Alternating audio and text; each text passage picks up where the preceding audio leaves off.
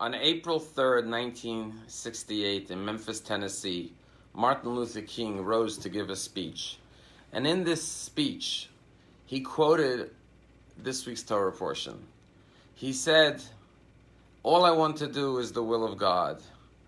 I have climbed the mountaintop. I have seen the promised land. And although I may not make it into the promised land, we together as a community will one day make it into the promised land."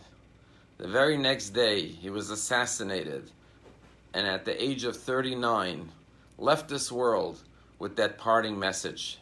A message that resonates till today, even more so today than during his lifetime. That yes, the racial divide in America will be healed, as we have seen today the progress we have made as a country and continue to make. I find it moving that Martin Luther King, a Christian pastor, did not resonate with some Christian leader, but rather used Moses as his role model of a person who was yearning to get to the promised land, knowing that he will not make it, but he will climb the mountain and be able to see the vision of the promised land. In this week's Torah portion, Ve'et Chanan, Moshe Rabbeinu pleads with God and says, "Please allow me to go into the land of Israel." And God says, "Alei Rosh HaPisgah, go up to the mountaintop. Ure'ei beinecha, take a good look at the land. Ki lo tavor et Yarden hazeh, you will not cross over the Jordan into the land of Israel. However, the Jewish people, the people you led for 40 years, will cross over. And you will cross over with them. And your dreams and your aspirations will live on with the Jewish people." And today, some 3,300 years later, we see that Moshe Rabbeinu lives on, not only in the land of Israel with the Jewish people, and Yerushalayim, and throughout the land of Israel, but literally in every corner of the earth, where there are Jews studying the Torah of Moses from God, Moshe Rabbeinu lives on. In this week's Parsha, when God tells Moshe he cannot go into the land of Israel, God says to Moshe, "Don't discuss this matter with me anymore. Don't plead, don't beg, don't ask." The answer is no.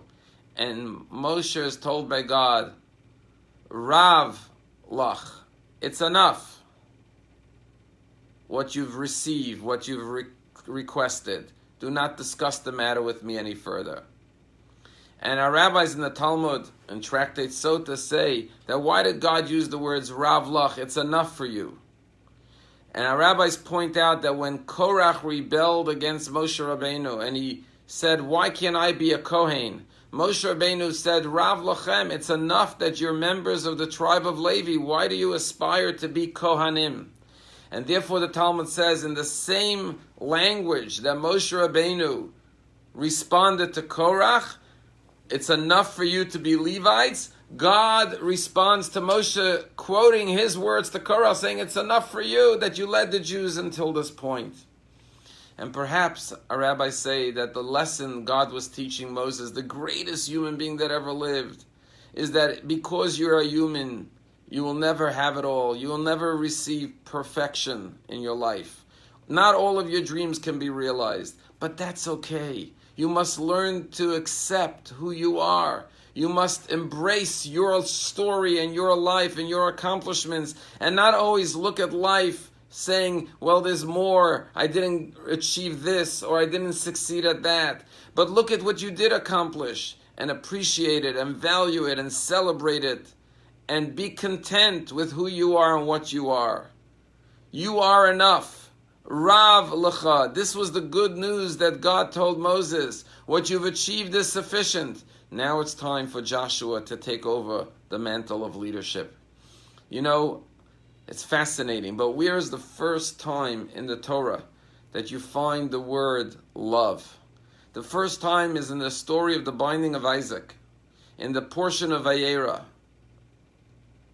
where God tells Abraham, "Take your only son, Asher Ahavta, that you love, Isaac, and bring him as an offering." That's the first time we find the word love in the Torah. And then, the second time we find the word love in the Torah is in the very next Torah portion. When this son Isaac, who God tells him not to sacrifice, chooses a bride, which is Rebecca, and he marries Rebecca, and it says, Vayehaveha, and Isaac loved his wife Rebecca. And the Torah is communicating a very important lesson. A child who grows up knowing that they're loved by their father unconditionally, that is a child who knows how to love their spouse, their children.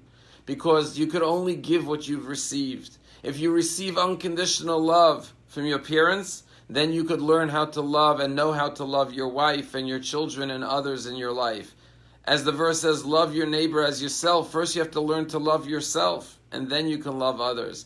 And when parents give you that love, you know how to share it with others. And if your parents, God forbid, didn't give you that unconditional love, then as King David says, Ki avi v'imi azavuni, even though my father and mother have abandoned me, V'Hashem yasveni, God will love me and embrace me and gather me in, and God's love for me is enough.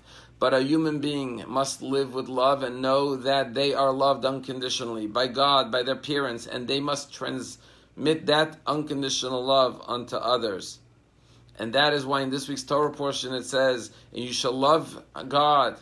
And then in the Shema, in this week's Parsha, it says, and you should teach it to your children. You should teach that unconditional love that you have for Hashem to your children, and you should do it by example. I have to tell you, just last month was the 4th yahrzeit of Elie Wiesel. Elie Wiesel, of course, was the conscience of the 6 million Nobel Prize winner. And his son, on his first yahrzeit, his one and only son Elisha, wrote an article about his relationship with his father. And he says that when he was young, his father would tell him, be a good son, be a good Jew, be a good student. And he rebelled against everything his father taught him. He wanted to be an atheist, he wanted to be a Buddhist. He foiled every dream and aspiration that his father had for him.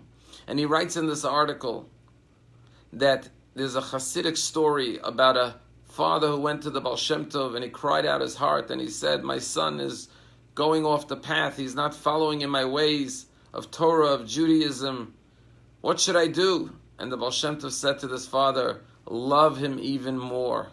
And Elisha Wiesel says, my father must have heard that story, because as much as I rallied and rebelled and disrespected my parents, the more and more my parents loved me unconditionally. And he says that in his father's dying days, when his father was on his deathbed, he would turn to his father as his body was ridden with cancer and he was fading away, and he would say, Dad, what can I do for you? What can I get for you?